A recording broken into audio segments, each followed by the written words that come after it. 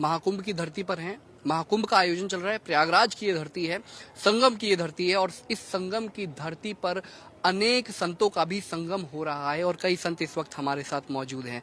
प्रभु जी प्रणाम। क्या नाम है आपका? हमारा कथा व्यास आचार्य महेश भाई मिश्रा जी। श्री धाम वृंदावन कौशल्या भवन गौशाला नगर भागवत का पाठ करते हैं। भागवत कथा करते हैं और हम भी इसी तरह आपकी तरह कुंभ स्नान का पर्व है जो बड़े सौभाग्य से मिला है। वैसे कुंभ 4 प्रकार के कुंभ हैं, जिनमें एक कुंभ, दूसरा अर्ध कुंभ, तीसरा पूर्ण कुंभ और चौथा महाकुंभ। 4 प्रकार के कुंभों का वर्णन आया है, जिसमें पूर्ण कुंभ जो होता है, एक कुंभ प्रथम नंबर में कुंभ हर माघ महीने में मकर संक्रांति से पूर्णिमा तक 1 महीने प्रयागराज त्रिवेणी के तट पर हर वर्ष होता है, उसे हम कुंभ कहते हैं। इसके बाद द्वितीय आता है यहीं प्रयागराज में, या जो 4 जगह कुंभ पड़ता है सब जगह 6 वर्ष में आता है, 6 वर्ष में आता है, उसको हम अर्ध कुंभ कहते हैं।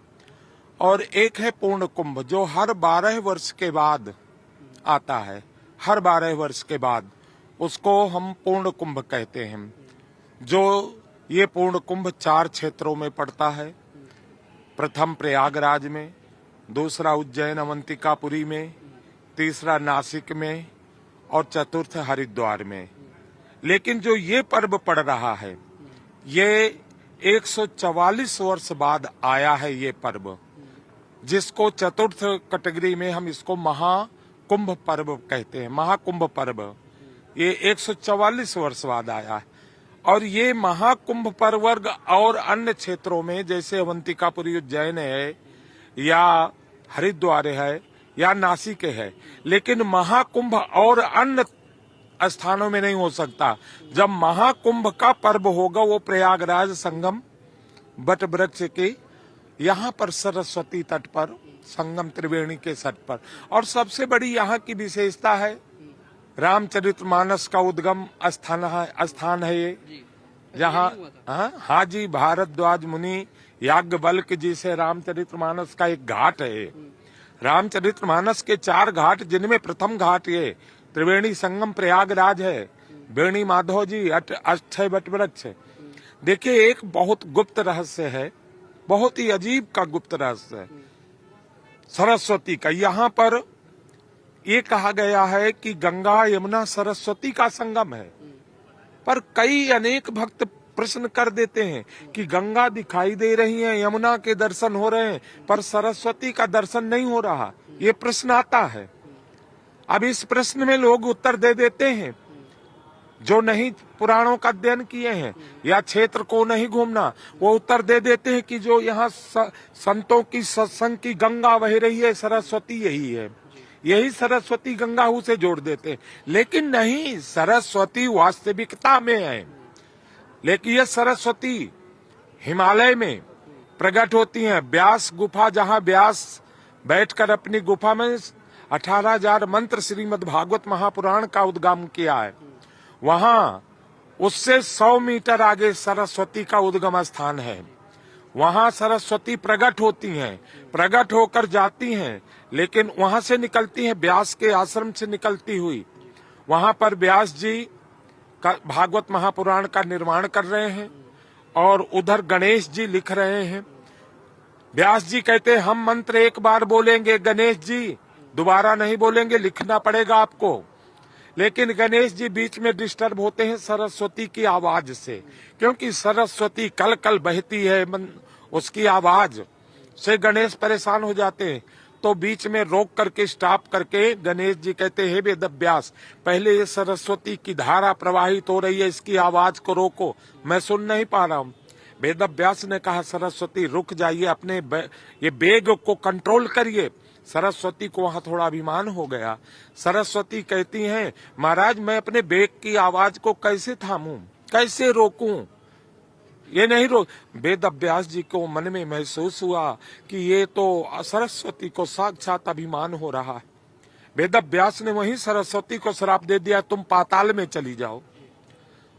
100 फुट आगे, 100 मीटर आगे जाकर सरस्वती लोप होती हैं। वहीं पर अलकनंदा के तट पर ही सरस्वती विलीन होती हैं वहां। लेकिन कुछ समय के बाद वेद व्यास ने सोचा, अगर सरस्वती पाताल में चली गई, क्योंकि 7 लोकों में सबसे नीचे का लोक पाताल है, अतल वितल सुतल धरातल में पाताल सबसे अंत है, और ये सरस्वती पाताल में निवास कर लिया, तो भविष्य में लोगों का देश कैसे चलेगा, कल्याण कैसे होगा, लोगों की बुद्धि का क्या प्रकार होगा।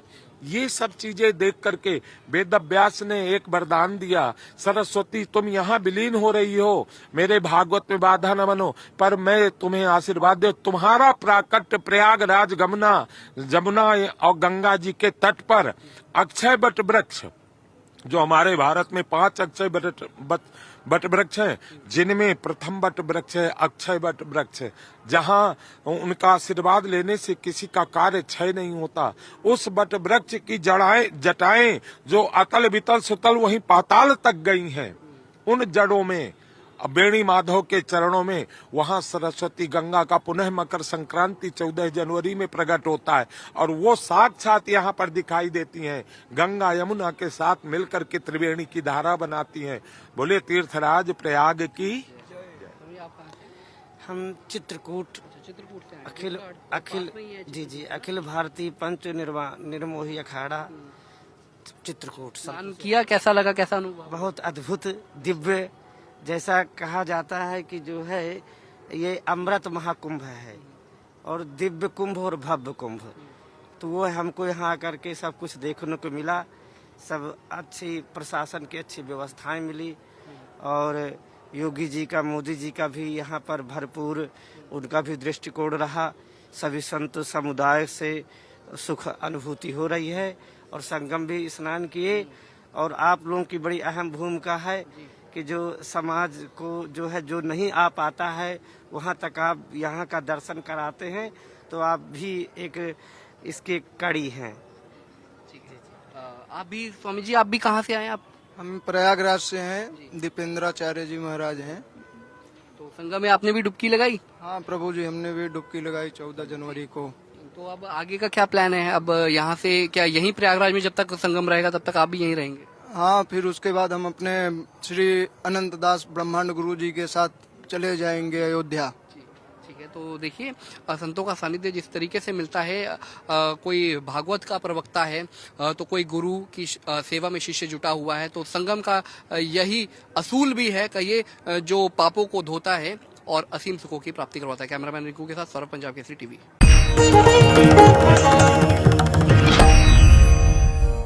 हमसे जुड़े रहने के लिए हमारे YouTube चैनल को सब्सक्राइब करें और नई वीडियो की नोटिफिकेशन के लिए बेल आइकॉन को दबाएं।